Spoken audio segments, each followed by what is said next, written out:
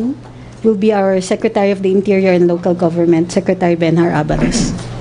Maraming salamat, Secretary Trixie, at magandang hapon po sa lahat ng mga nanonood and of course sa ating mga media partners. No?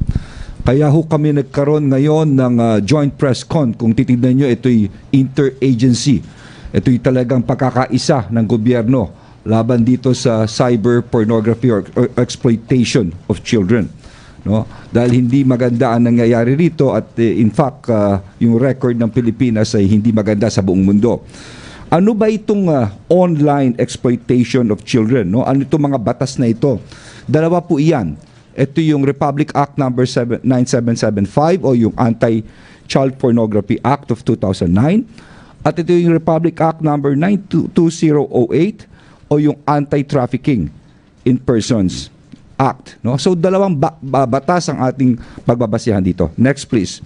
So anong ibig sabihin ng online sexual exploitation of children? Kung titignan natin ang batas, primarily ito'y production, no? Just the mere production for the purpose of online publication of sexual abuse or exploitation of a minor, no? In exchange for compensation. So ito yung sinasabi natin online sexual exploitation. On the other hand, ano naman ibig sabihin ng child pornography? Any representation, visual, audio, or written combination thereof of electronic, mechanical, digital, optical, magnetic, etc. of child engaged or involved in real or simulated explicit sexual activity. No? So naka-define po lahat ito. Sumunod, tignan natin anong pagkakaiba nitong online sexual exploitation of children against child pornography law. So yung isa, yung online sexual, pinoprohibit ang sexual exploitation, act of exploitation, and when victim is a child, no threat, force, or coercion, basta bata ito. Hindi mo na kailangan takutin pa o coerce. So ako'y nananawagan sa lahat, nakasabi sa batas, basta ito'y bata. Hindi mo na kailangan takutin pa. Need to be proven. Only the fact of exploitation. Yun lang kailangan. Ano naman yung child pornography? Ang pinoprohibit dito ang media itself. Ano ibig sabihin nun? Any act related to the creation or production, sale, or distribution, broadcast, or promotion, use, or possession of child pornography. So, klaro na po sa atin, no? Ito'y talaga para proteksyonan ang mga bata laban sa exploitation at child pornography. Ngayon, ang tanong rito, ano ba mga data natin sa trafficking of persons? Next, please. Ito ang mga data natin ngayon mula 2017 hanggang 2022. Diyan po nakasaad ang operation conducted, ang number of cases filed, ang under investigation, and of course, number of convicted persons. Next, please. Ito namang sumunod na data ay yung data sa child pornography magmula 2016 hanggang 2022. So kung titignan ninyo, out of 103 cases, ang na-file ay 67.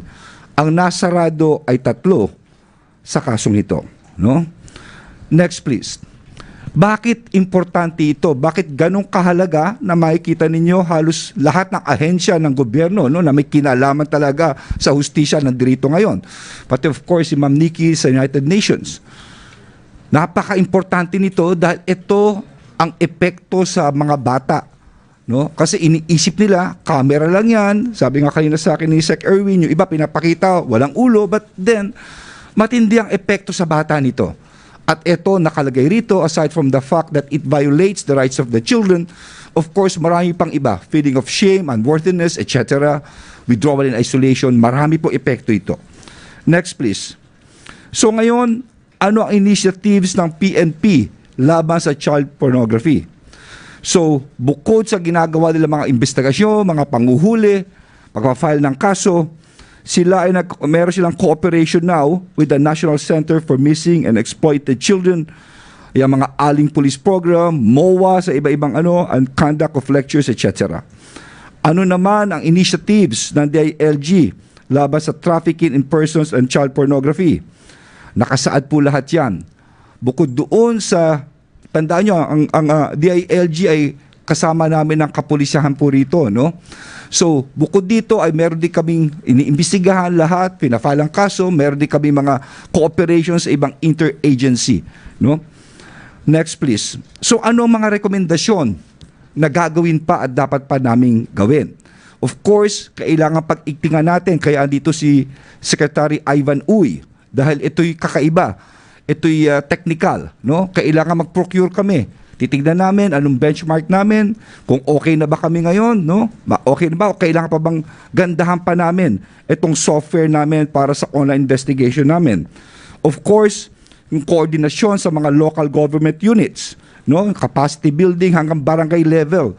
Dapat katulong natin ang mga tao sa ibaba rito. Hindi po pwede itong mas magiging maganda ang resulta kung tulong-tulong ang bawat isa. Lahat po ito, nilagay ko na lang dito, no? At andyan po mga rekomendasyon namin. Pasensya na at marami pa hong magsasalita. Ang gusto ko lang sabihin ay makikita nyo kano kami kaseryoso rito, ganong kadami ang ahensyang lalabang po rito. Tulungan nyo po kami rito. Maraming salamat po. Next to speak, Justice Secretary Crispin Remulla. Thank you. Magandang hapon po sa inyong lahat. Isa pong maulan na hapon, ngunit tuloy po ang trabaho nating lahat. Kasama ko po ngayon ang aking mga kasama sa kabinete, Secretary Erwin Tulfo, Secretary Benher Abalos, Secretary Trixie Angeles, Secretary Ivan Uy, at ang inyong lingkod. Kasama rin po natin dito ang author ng Anti-Child Pornography Act of 2009, si Special Envoy Nikki Prieto Teodoro, nakasama ko noon sa Kongreso. At ngayon ay kasama rin natin dito sa bulwagang ito ang Chief ng Philippine National Police, Chief Azurin, at ang NBI Chief natin, National Bureau of Investigation Chief Luigi de Lemos. At marami pa ho kami ritong iba pang kasama at kasama ang Homeland mula sa Amerika. Ang layunin po namin dito upang kaya nagsama-sama rito ay upang iparamdam sa mamamayan natin ang pangangailangang sugpuin natin ang mga krimen na ginagawa sa ating kabataan sa pamamagitan ng internet at sa pamamagitan mismo ng face-to-face na pangyayari, at ito po ay karumal-dumal na krimen na ginagawa sa ating kabataan. At ang pagsama po sa amin dito ng law enforcement agencies natin ay isa lang pong hudyat na talagang hindi ho talaga tayo papayag na manatili itong ganito sa ating bansa, sapagkat hindi nyo na itatanong marahil napakasakit aminin, ngunit tayo po ang nangunguna sa buong mundo dito sa larangang ito ng exploitation of children, no? Sexual exploitation of children. At dapat ho tumigil na to. At ang aming pagkasama dito ay isa hong pakiusap rin sa inyong lahat na makiisa kayo sa ating gobyerno sa pagsugpo ng karumal-dumal na krimen na nasasakop sa mga gawaing ito laban sa ating kabataan. At yung po, sana po ay makiisa kayo sa amin dito, at marami ho ritong kailangan makiisa. Ang internet service providers, ang telcos, ay sana'y makiisa rin po sa ating lahat. Kasama rin ho rito ang mga malalaking kumpanya ng internet na dapat makiisa, na wag na hong panitiliin ang ganitong gawain, at sila po ay wag ho silang papagamit sa mga ganitong karumal-dumal na gawain. At hindi lang po yan. At marami pa hong mga taong kinakailangan managot sa ganitong gawain. Marami hong sa mga pangyayaring ito ay kasabwat ang mga magulang ng mga bata, na minsan sinasabing wala naman daw sakit na nangyayari sa bata. Hindi po ganon. Ang ideya mismo nito ay napakasama, at hindi dapat ito pabayaang manatili sa ating lipunan. Mamaya naman po ako masasagot ng mga tanong. Ngunit ang presence po dito ng NBI at PNP, nakasama po namin lahat dito, ay isa pong talagang senyales na isang malaking pagtugon ito sa hamon ng online sexual exploitation of children at saka exploitation of children proper mismo. Kasama ko ho rito marahil pwede na ho natin si Secretary Erwin Tulfo para siya naman po ang magsalita dito. Maraming salamat po. Magandang hapon po sa inyong lahat. Marahil na nagtataka ho kayo, meron tayong bisita. We have a visitor from the United States Embassy, the Homeland Security. Katuwang po namin sila. They will be helping us monitoring. Kung lingid po sa kaalaman ho ninyo, pag pumunta ka sa isang website about sa mga bata, yung mga pedophiles sa overseas, makikita nyo ho doon na karamihan ng mga bata, bagamat walang mga mukha, tinatakpan, biniblur, pero pinagsasayaw-sayang hubot-hubad yung bata. Ang mga kumukuha pa, unfortunately, the videos are being taken by their own parents at ibinibenta. Now, these pedophiles overseas, tuwan-tuwa naman ho, mabenta yung mga batang Pilipino sa mga foreigners. And that's why we have this visitor from the United States who will be helping us also monitor and track. Kasi yung iba, hindi lang ho sa video natutuwa, ay pupunta pa ho dito mga foreigner, magpapanggap na turista, kaya iyan ho, kasama ho natin, they can track, tinatrack ho nila. Hindi lang po from the United States but Australia and European countries. Tama ho sinabi ni Secretary Abalos, malala ho ang problema. Number 1 po tayo. Number 1 sa child pornography ang Pilipinas. Ito po yung pinaka-source. The reason is because of poverty siguro. At ang reason din ng mga magulang sa mga social worker namin, hindi naman ho nakikita yung mukha ng bata eh. Hindi naman ho sila nasasaktan, hindi naman ho sila nagagahasa. Pero yung psychological effect po noon sa bata is different at tatatak po buong buhay niya. Paliguan nga lang yung bata ng nanay sa labas ng bahay, mga batang paslit, 6, 7 years old, kahit nakapanti lang, hiyang-hiya po yung bata eh. How much more nakukunan ng video? And a measly what? Ang bayad po minsan 10,000, 5,000. Tapos hindi naman ho napupunta sa bata yon. Iyon ho yung masakit ho doon. Kaya we have to join forces, the ILG, the NBI, ang DICT, kasi nga po pornography o ito worldwide sa pamagitan po ng internet. Kaya nga we need all the help. At panghuli na lamang po, before I pass this mic to the DICT Secretary, makiusap lang ho ako sa mga magulang. Mga sir, mga ma'am, hindi nga po nahahawakan yung anak nyo. Hindi nga po kilala ng mga dayuhan na pinapanood yung anak nyo na hubot-hubad. Pero yung impact po noon sa anak ho ninyo. Paano na lang ho kung kayo mismo, nung bata kayo, pinaghubot-hubad na magulang nyo at pinagsayaw-sayaw dyan? Hindi ho ba masama din sa loob ho ninyo? Yang anak ho ninyo ay hindi po yung kasangkapan para kumita. Yes po, mahirap po kayo. Gusto nyo itawid yung inyong buhay.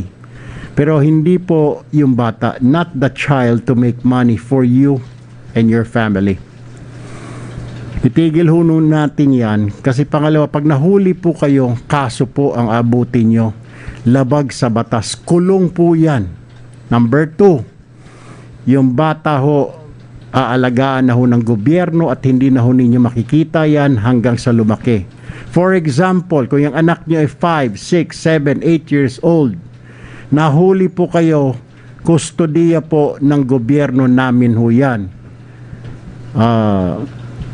Kami ho, mga ngalaga ho dyan, yung CWC namin, will take care of your children. Pag-aaralin namin yan, we will send them to school, feed them, clothe them. Kasi hindi naman ho ninyo kaya palang alagaan yan. Pinagkakitaan lang ho ninyo ang anak ninyo. So pakiusap po namin, bago po huli ang lahat, bago ho kayo makulong, mahuli, makulong, kukunin din ho namin yung anak ko ninyo, mapapawalay po sa inyo. Iyan lang ho. Maraming salamat and good afternoon. Next speaker, DICT Secretary Ivan Uy. Magandang hapon po. Kami po sa DICT, together with yung attached agency namin na Cybercrime Investigation Coordinating Council, are extensively cooperating with our law enforcement agencies to provide them with all the resources that they need in order to go after itong criminal activity nito. As explained ng mga previous secretaries po natin, talamak po ito at dahil napakadali pong gamitin ito online, malaki yung marketing at malaki yung customer base nila. At dahil dito, talagang nagiging po tayo, center ng attention ng buong mundo. At ito po ay nakakahiya at nakakaawa po sa ating mga kabataan, eventually nababrand sila habang sila'y lumalaki. Yung trauma po ang sa kabataan. So since online ito, ang mga magulang gumagamit po ng internet upang may deliver itong mga videos at mga photos ng kanilang mga anak or kanilang mga kamag-anak. Ang iba ho kasi mga tito, tita or kahit ng mga kapitbahay na gumagawa po nito. At matetrace so namin kayo, no?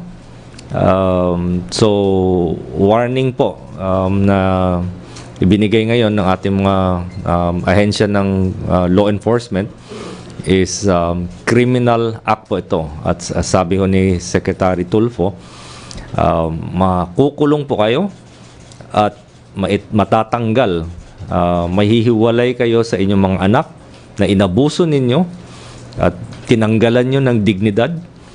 At ang gobyerno na po ang mag-aalaga sa kanila at magpapalaki sa kanila. At hindi nyo na po makikita ang inyong mga anak.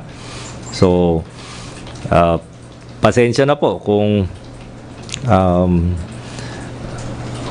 mahuli namin kayo. Marami pong paraan. At once ma-zero in namin kayo, asan yung operations nyo, kasama rin ho kayo sa blacklisting as a child pornographer, as a child abuser sa buong mundo. Sa buong mundo. Kaya nandito po ang mga ibang ahensya ng mga gobyerno ng ibang bansa dahil international po ang crime na ito. Hindi ito local crime na kung ginawa nyo ito, dito lang kayo sa Pilipinas mamamarka. Markado po kayo sa buong mundo. At oras na mangyari yan, hindi ho kayo makakahanap ng trabaho, hindi kayo makaka-travel dahil every time na kukuha kayo ng passport, huhulihin rin ho kayo kahit nasa ang mundo, parte ng mundo kayong pumunta. Iba ho ang level ng criminal act na ito. Hindi ho domestic ito, international. So kung akala nyo po, kikita kayo ng kaunti dahil sa itong pang-aabuso nyo sa inyong sariling mga kamag-anak, sa inyong sariling mga anak, at yung kaunting kikitain nyo po, hindi ho siguro sapat upang mailigtas kayo sa kamay ng bakal ng ating mga ahensya ng gobyerno. At as I said po, i-risk nyo po ho ba na mabablacklist kayo sa buong mundo?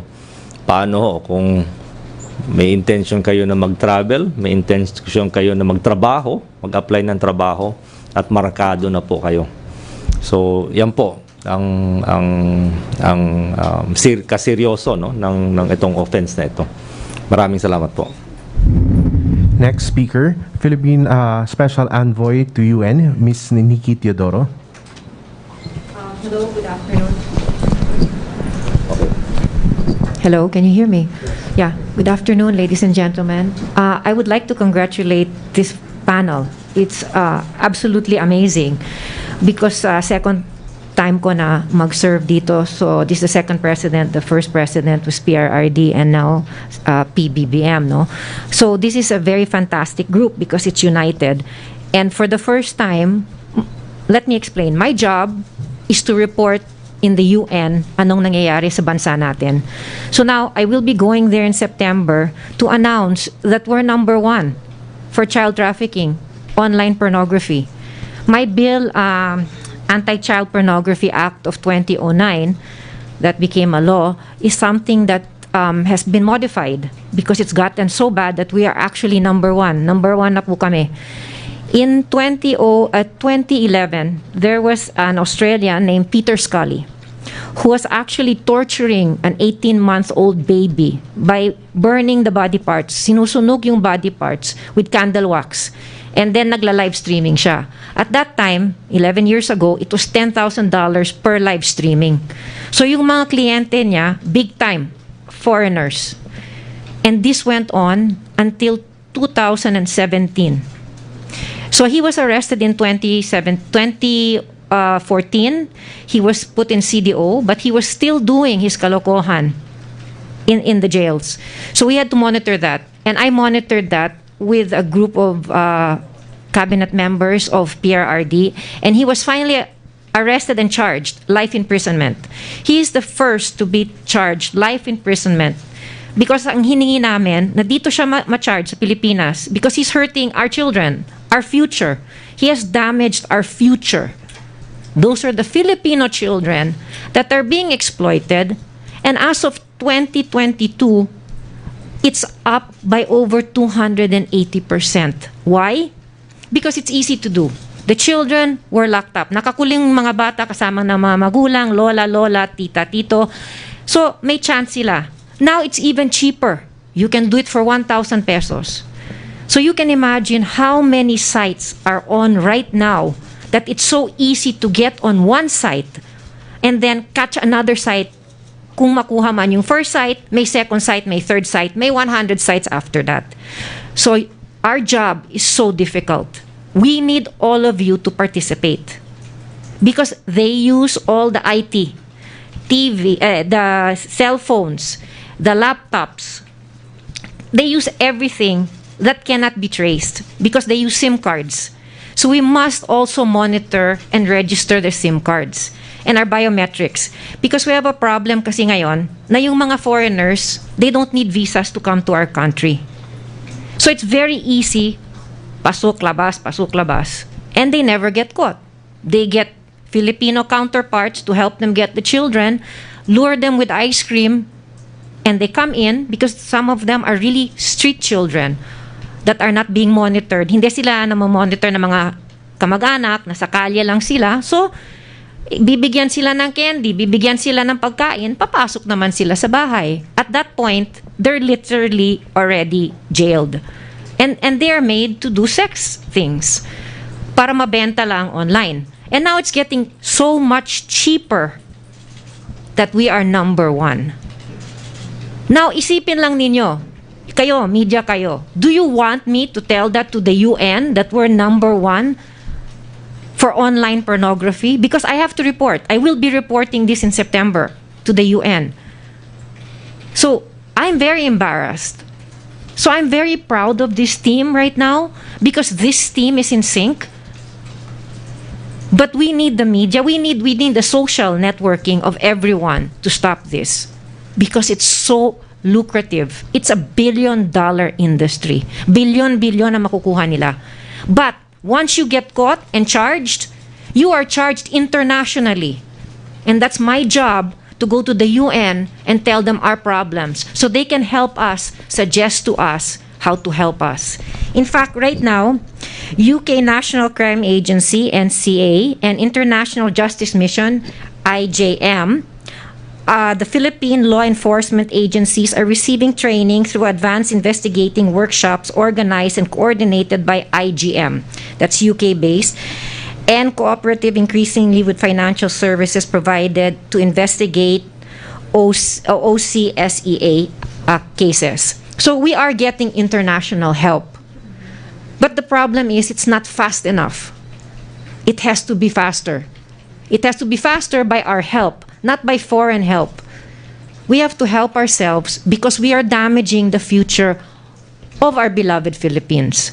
So pakiusap lang sa inyo, kung ayaw ninyong masira ang bansa ninyo, you report the parents, you report anyone that is hurting our children, or you are messing with the future, our future. Kami on the board, we're the generation protecting the next generation. So it's our job, all our jobs, to make sure we take care of the future of this country. Thank you and good afternoon po. Next speaker, U.S. Homeland Security Attaché Ricardo Navalta.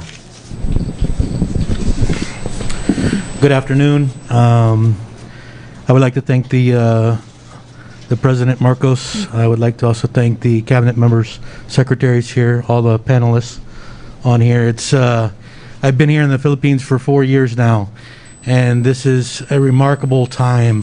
This is a remarkable group of panelists to bring together this kind of working group to combat child exploitation.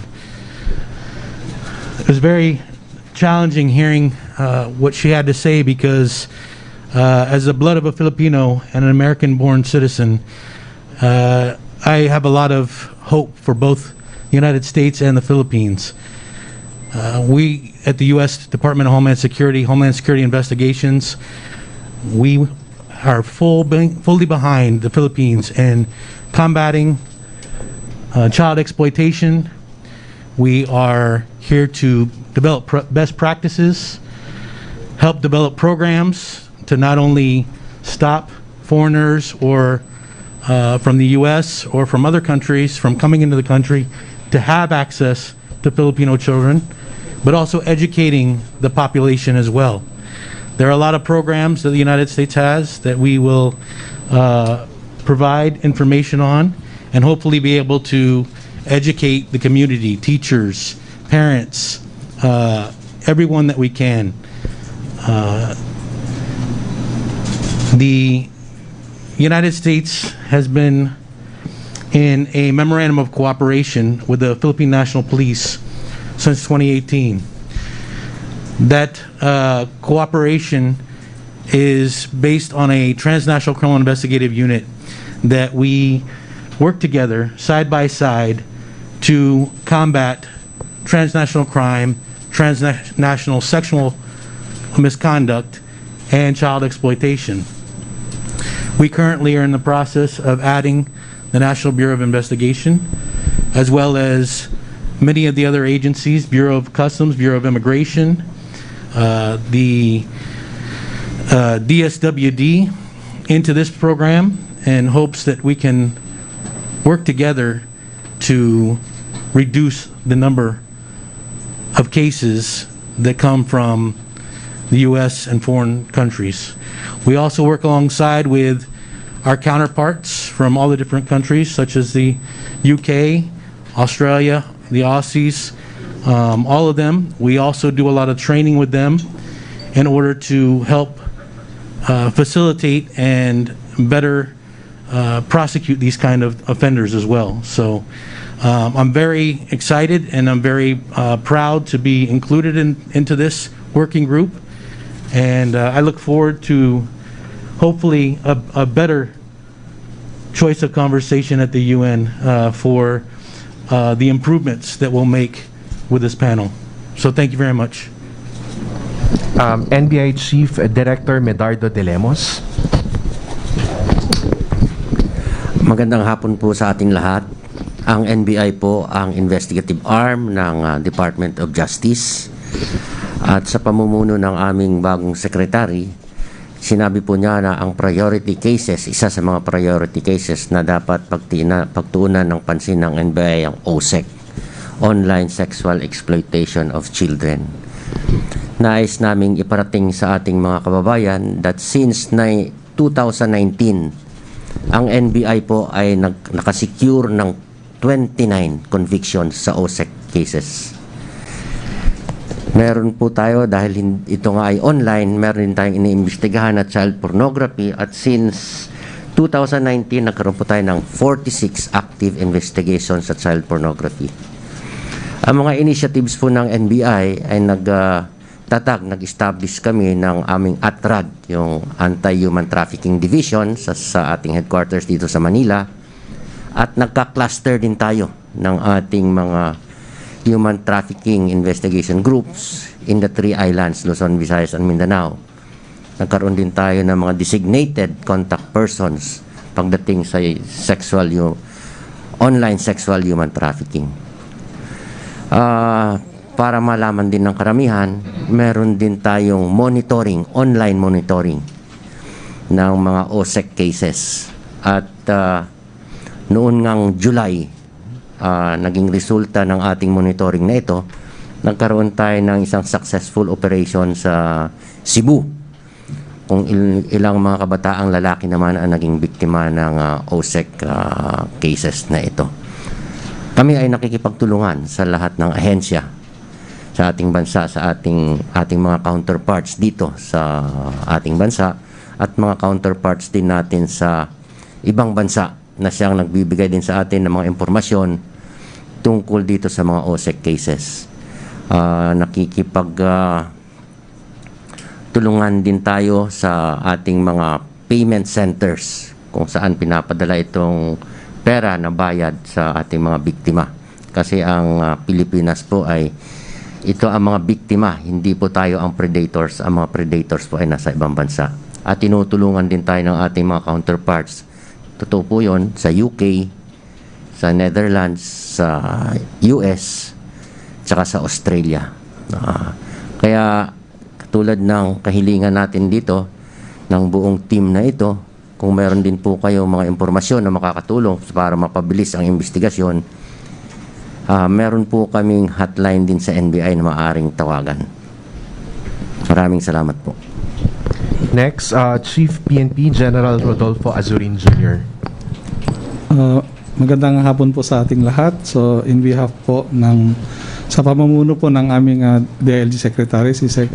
Benhar Abalos, ang inyo pong kapulisan sa buong Pilipinas ay handa po na tumulong po sa atin pong adhikain na matigil na po ang mga child exploitation po, lalo na po yung mga batang-bata po na nabibiktima po nitong online sexual abuse and exploitation of children. Sa datos po ng inyong kapulisan, since 2019, we were able to receive 378 referrals po, and then we were able to conduct about 250 police operations. Arrests were made, and we were able to file 225 cases against the perpetrators. So our comparative data po, from January to August 2021 last year, meron po tayong 43 cases or 43 operations na kinandak. And for this year po, from January to August 2022, meron po tayong 29 operations that were conducted by your PNP. We were able to file a case last year from January to August 2021, 25 cases po. And for this year, out of the operations we conducted, we were able to file 20 cases for the complaints we received from January to August 2022. For the cases solved po na nagawa namin from January to August 2021, we were able to solve 11 cases po. And this year, from January to August 2022, 4 na po yung nasosolve po namin. And for the number of cases cleared last year, 25. And for this year, 20 po. On the conviction po, since 2016, since we started po yung atin pong operation, against child abuse and trafficking, we were able to convict 71 po na mga suspects, and yung iba po ay ongoing pa po ang trial. So, other than that, ang inyo pong kapulisan ay handa po to bring awareness to everyone in the community about the ill effects po nitong child abuse and exploitation. And then, we'll also organize all sectors in the community to help us by mobilizing everyone po. So, ito pong gathering na ito is napakaganda pong umpisa na kung saan lahat po tayo ay hinihikayat na magtulong-tulong po para po sa future nga ng ating mga kabataan. Maraming salamat po. Lastly, IACAT Head, Justice Undersecretary Nicholas T. Thank you. Good afternoon to everyone. As we all know, the Interagency Council Against Trafficking was created by the original Anti-Trafficking in Persons Act, or RA 9208, to coordinate the different agencies in the fight against human trafficking. Online sexual abuse and exploitation of children is a subspecies of human trafficking. The chairperson of the IACAT is Secretary Remulla. The co-chairperson is Secretary Tulfo. They have expressed most of the things that IACAT wants to express, but we just want to take this opportunity to once again thank the national government for this opportunity wherein this problem of online sexual abuse and exploitation of children can be given more light and solutions to this problem can be considered.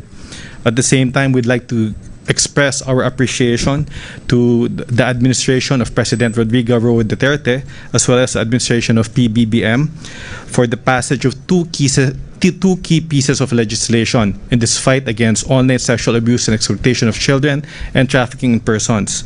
These are Republic Act 11862, which further amendment the Anti-Trafficking in Persons Act, as well as RA 11930, or the Anti-Online Sexual Abuse and Exploitation of Children Act. So with these new pieces of legislation, we believe that IACAT is in a better position to fight OSAEC as well as other forms of trafficking. Thank you. We are now opening the floor for questions related to online sexual exploitation of children. Marisol Halili, TV5. Hi, magandang hapon po. Secretary Abalos, you have presented earlier figures of cases of child pornography, and we can see an upward trend since 2016 up to 2022. Number one, where can we attribute the continuous increase of cases in the Philippines? We just came from a pandemic, no? Remember, this kind of a crime, sabi nga nila, is that you could just do it in a bedroom, could do it in a room, with a camera, with no witnesses, just a child who's very innocent. So easy to do it. Alam naman natin during pandemic talagang medyo marami naghirap, maraming walang trabaho. No? We cannot tell kung ano talagang reason nila. Pero it could be one of the factors kung bakit tumaas ito.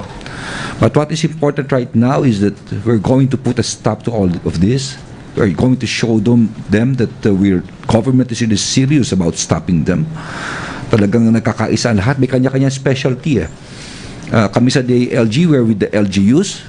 LGUs means the ILG is the interior. Interior is the police, the BFP, the fire, no, and the jail, and the women, the Commission on Women, on Youth, and Muslims. And G is for governance, over governors pababa. So imagine all LGUs gagalaw dito. Of course, you have got the DSWD with the social welfare. And not only that, Ivan, itong expert namin sa technology, dahil kailangan namin talagang mahuli ang lahat na ito through this technology. And of course, andito ang prosecution arm namin, ang DOJ. Ito talaga magkokolate lahat ng kaso.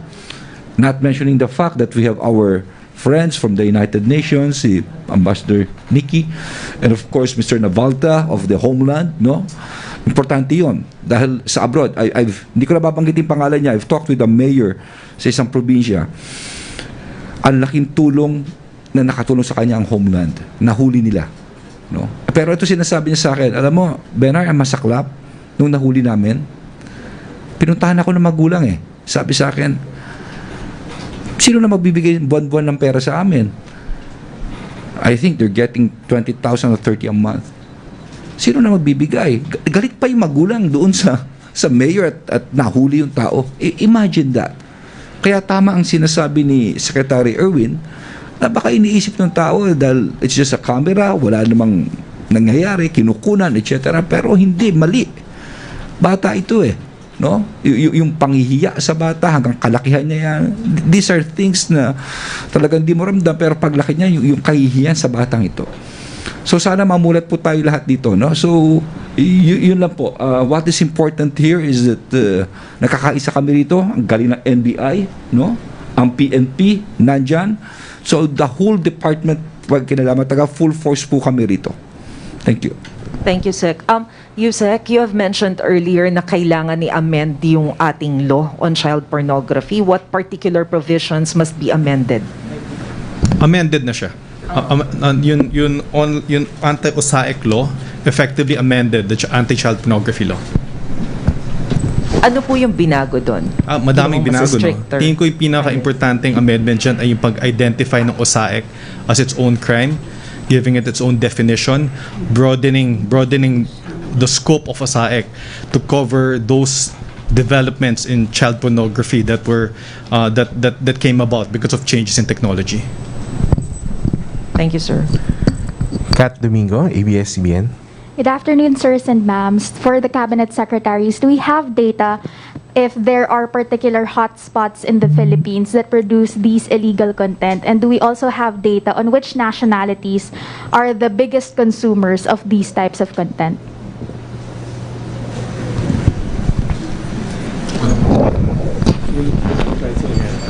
Actually, we tried to trace this before. Kung iilaw yung buong mapa ng Pilipinas, no, kung may ilaw sa bawat lugar, buong Pilipinas meron eh. So across all regions nangyayari ito. It's happening everywhere. Tapos ano yung isa pa? Sir, yung nationalities na top consumers? Nationalities, wag na natin pag-usapan ngayon yung nationalities.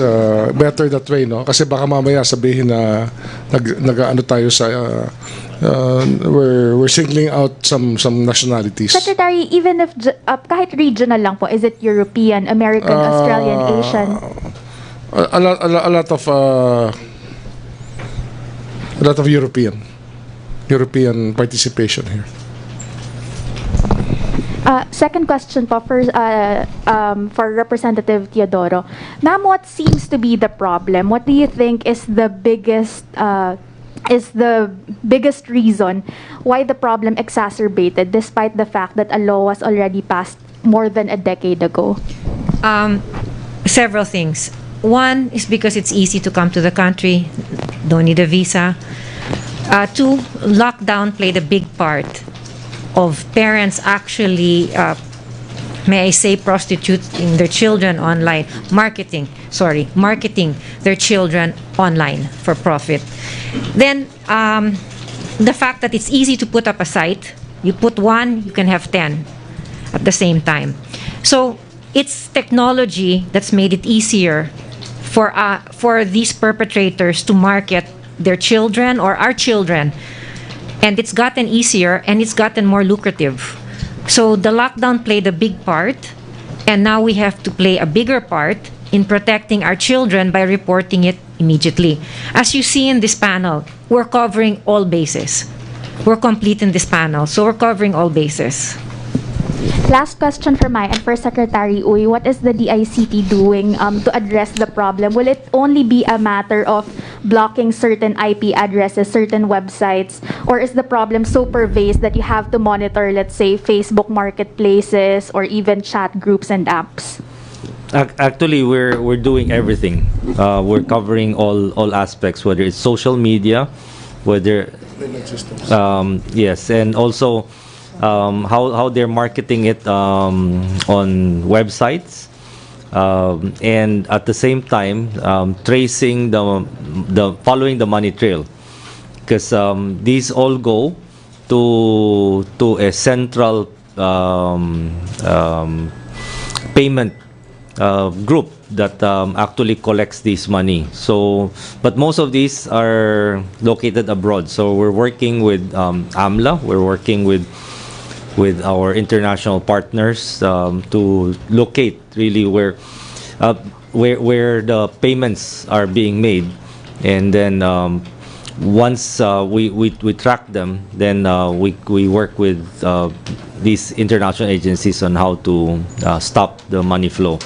So long as there is demand, the supply always comes up, no? It's a similar issue with drugs. Hanggat may demand. So we tackle it all sides. We work with our international partners to cut off the demand, but at the same time, we here on the supply side have to make sure that we do not provide easy access to that supply. Because DICT is tasked to provide connectivity to all areas, we are detecting that the more connectivity we provide, the more opportunities arise, no? And the opportunities can be for good or for bad. They are able, because of connectivity, they're able to engage in better e-commerce. They're able to do better communications.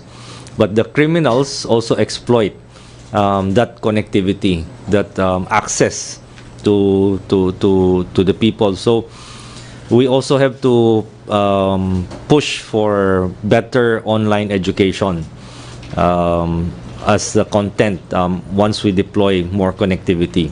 Not only making them aware, protecting themselves against cybercrime, but also educating them on the detrimental effect of child exploitation using this medium. Next question, Celerina Monte. Good afternoon. I just want to clarify some of the resource speakers mentioned that the Philippines is number one in this problem, online exploitation, sex abuse. May we know which study are you referring to and kailan yung study na yun? Yung basis ko nun. Ano yan, that's data called from different international agencies. Actually, ano to, alam na ng buong mundo to halos eh. The law enforcement agencies around the world know this, that tayo talaga ang favorite place ng mga ganito, these perverts who like exploiting the children. Ano yan? It's not a source of pride, it's a source of shame. That's why we want to end this. Dapat tumigil na to. Payment systems, anti-money laundering will be there against you. Telcos, we expect you to put the filters so that many of these transactions do not happen. And if there are people who do not cooperate but have an indirect or indirect participation, we will not hesitate to charge anybody who helped perpetuate a crime of this nature. We will not hesitate to prosecute anybody who cooperates directly or indirectly in this nature. Tanda natin, no? What will deter people para umiwas ang tao sa ganitong gawain, yung isang bagay lang, no? Certainty of punishment, na sila'y mahuhuli at sila'y parurusahan. And we will make sure of that. That's why we are here together. This is a statement we're making, and for those who will insist on doing their old ways of exploiting our children in this heinous manner, well, we're here to punish you. We will not allow this to go on further.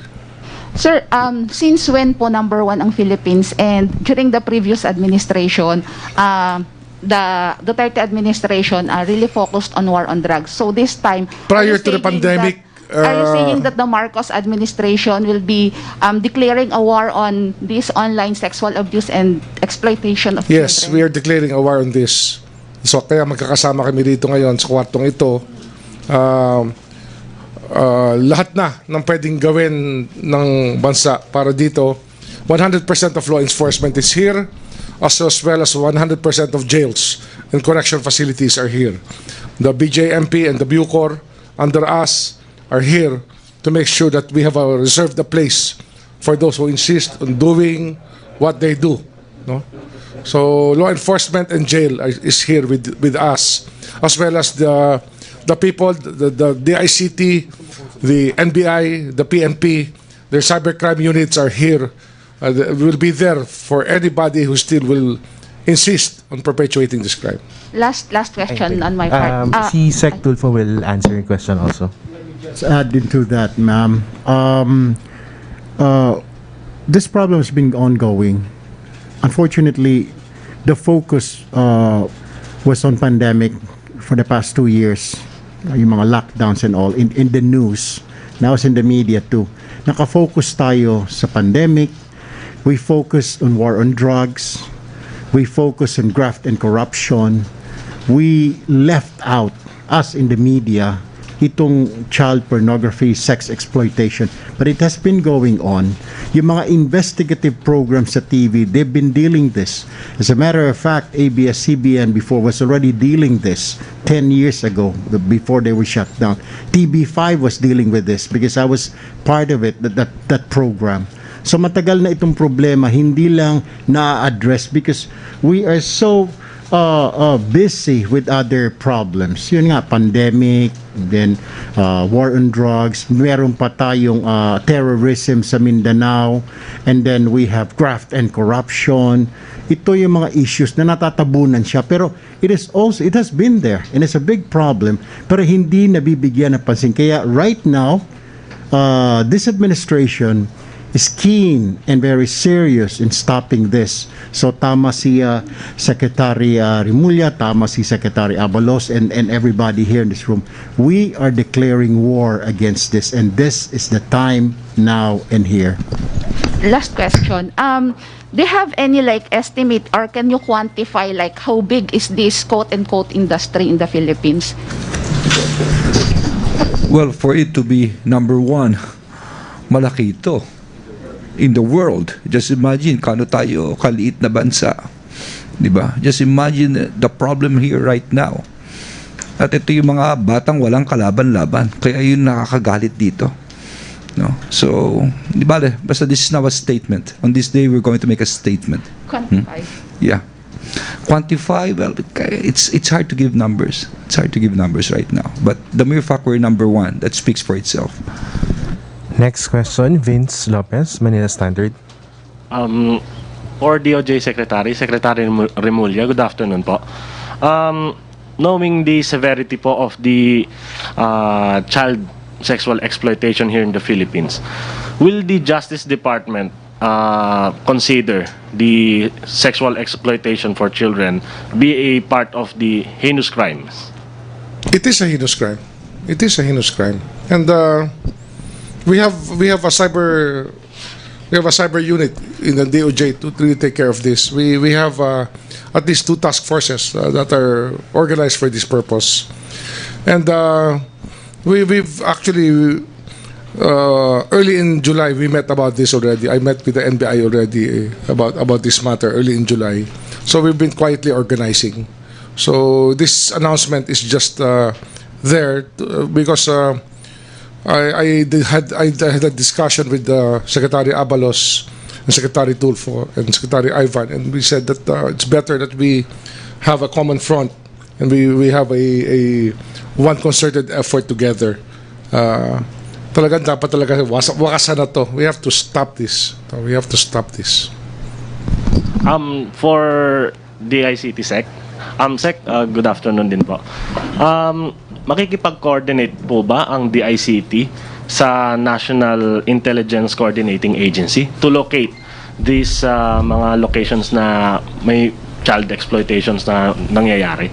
Actually, we're coordinating with all the agencies po, as well as the telcos. Because the telcos dyan po ang gateway, no, na pumapasok nun. So all, but the DICT itself has its capabilities to do this. So NICA would probably be dealing more with the national security issues instead of criminal investigation. But we share data because some of them, there are resources that are available on the different agencies that can be utilized in order to track down these offenders. Thank you.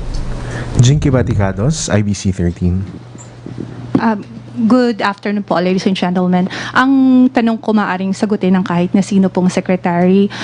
Sinabi natin that we are on war on this one po. So, alam din natin, sabi ni Secretary Erwin kanina, that this has been a long problem na sinusolve po natin. Meron po ba tayong bagong strategy or approach na maaari nating gawin to actually help solve this crime? Maliban doon sa ginagawa na natin noon pa man. I think this the new thing about this is the comprehensive approach to it. AMLA is there. The DICT is here. We are asking the telcos to put the filters into their systems. We're not leaving any stone unturned. This comprehensive approach, I think the new thing about it, this comprehensive approach is the one that will get things done. Sir, meron po bang marching orders sa inyo si Presidente para mag-curb ito? Binigyan ba tayo ng somehow mandate or hanggang kailan? Understood na to eh. This was prior to our going into office in June 30. This was discussed before already. Thank you, Secretary. One na lang, Dale. From the Homeland Security, Manila Attaché, sir, I just would like to ask if somehow, aside from the monitoring and your tracking in helping this country to solve this kind of problem, do you have any particular help to extend to the Philippines for this particular solving of crime? Absolutely. I think that this is a global problem, and I think that all countries that can come in and participate in this is going to be a very big opportunity for us to really make an impact. We obviously in 2018, 2019, prior to the pandemic, U.S. Homeland Security has a program called iGuardian. And if you go back and you look, you'll find that in General Santos City, we put on an outreach program to over 2,000 students, parents, teachers, educating them on the dangers of the internet. There are a lot of different things that also will assist us in this, and such things as the U.S. has the PROTECT Act of 2003. The PROTECT Act of 2003 basically says that a U.S. citizen that engages in child exploitation anywhere in the world can be held accountable in the United States. That law itself allows us to work alongside our partners here in the Philippines to not only catch the offenders here who are creating the content, but also go back to our country and put handcuffs on them there and arrest them and prosecute them there for the crimes that they committed here. So I think that we will have a lot of programs that will create some of the best practices that we can have in order to combat this here, not only in the Philippines, but globally. That's the impact that this will have, and this working group will give to the world in focusing in that area. Thank you, sir. Last question for the panel from Nel Maribohok and UNTV. Good afternoon po. Anyone po kung sino po dun sa cabinet secretaries. Will you support any proposal regarding the social media registration to effectively track down personalities engaged on or participation in online exploitation? Social media registration. Will you push or support any proposal on that? Okay.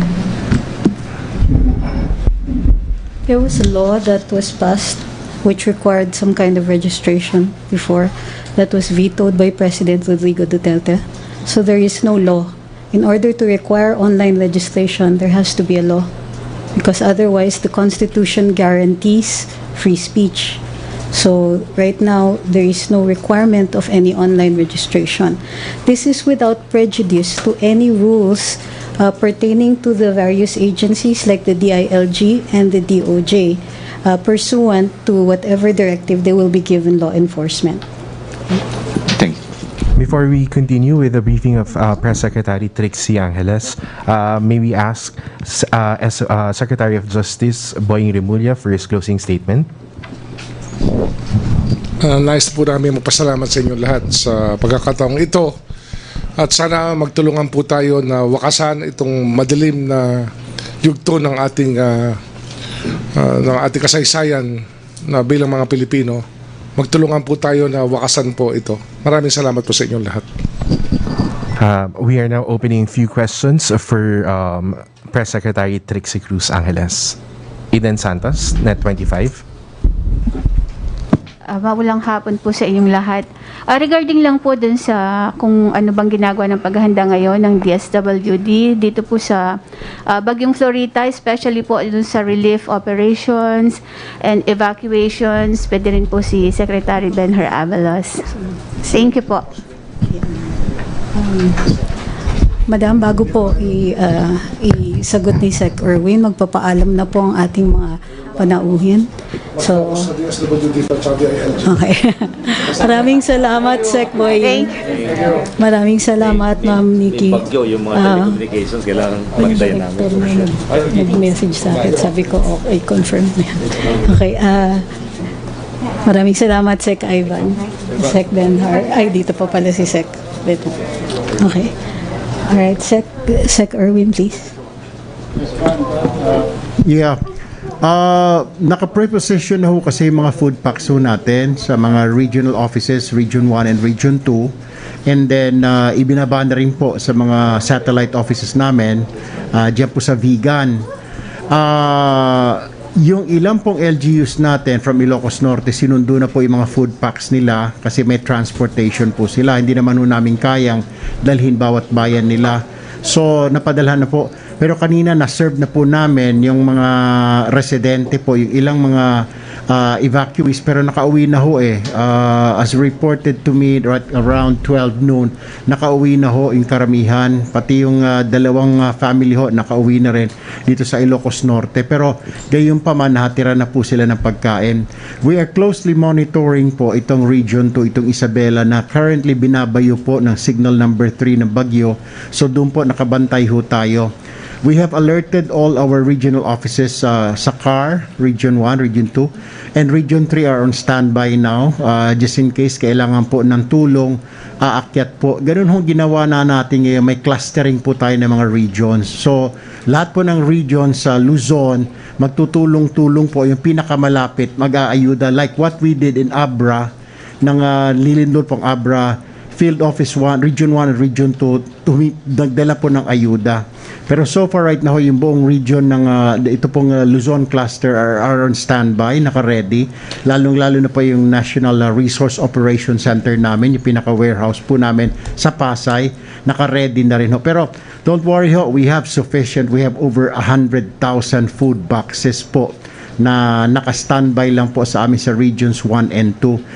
In Region 1 po, dyan sa Ilocos region, meron po kaming 20 to 25 million po na AICS, Assistance for Individual in Crisis, naka-ready din ho.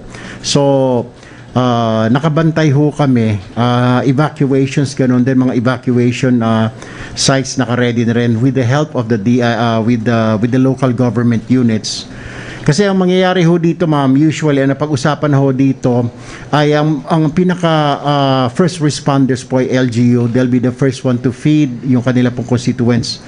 But we can come in anytime kung if they ask for assistance, sasabihin nila medyo pag 4th class municipality o 5th class hindi po nila kaya, then papasok po kami. Kaya ho naka-standby din ho lagi ang instruction ko sa mga regional directors para pwede po kaming mag-augment. Kung hindi man po mag-augment, kami mismo ang pupunta na doon sa area para tulungan po sila mapakain po yung mga kababayan natin, ma'am.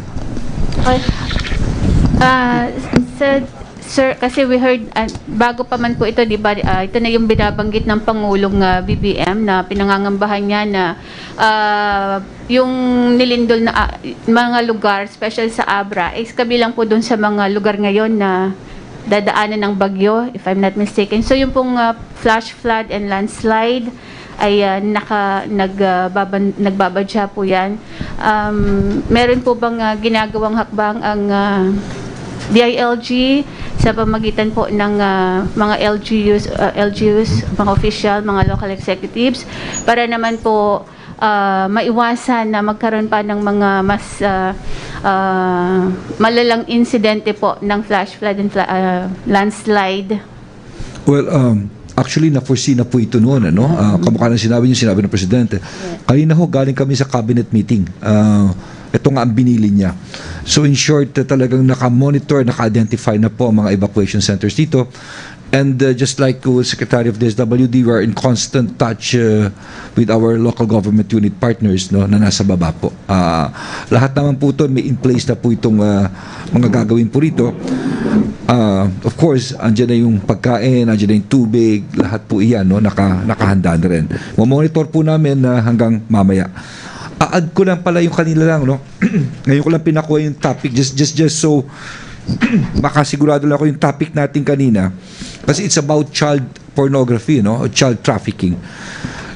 But on the lighter side naman, yung basta pag-usapan yung trafficking as a whole, hindi child trafficking, the Philippines is number 1 in the tier 1. Ibig sabihin ng tier 1, isa sa pinaka maganda ito. For the 7th consecutive year, the country maintained the top classification on tier 1 ranking in the annual report of the State Department of the United States.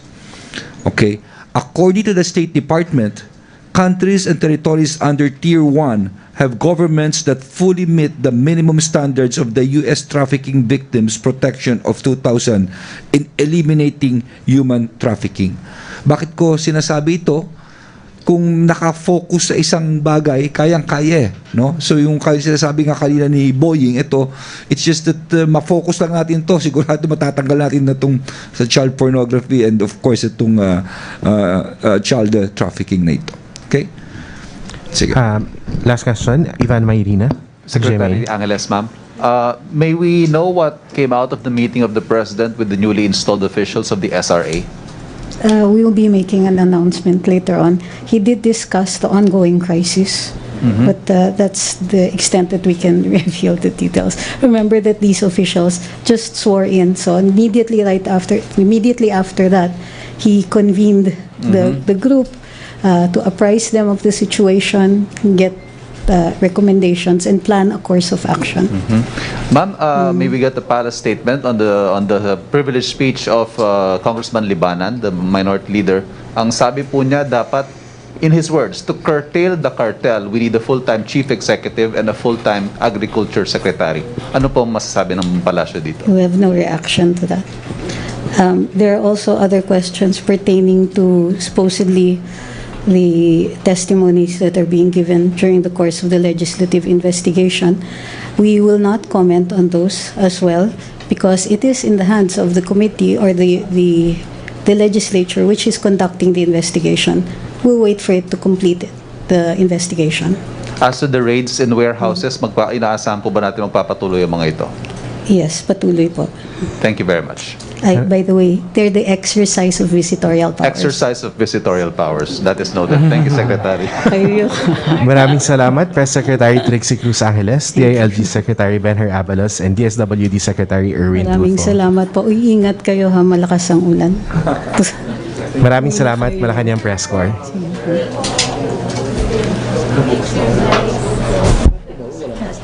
Oh, gusto niyo yung recommendation ng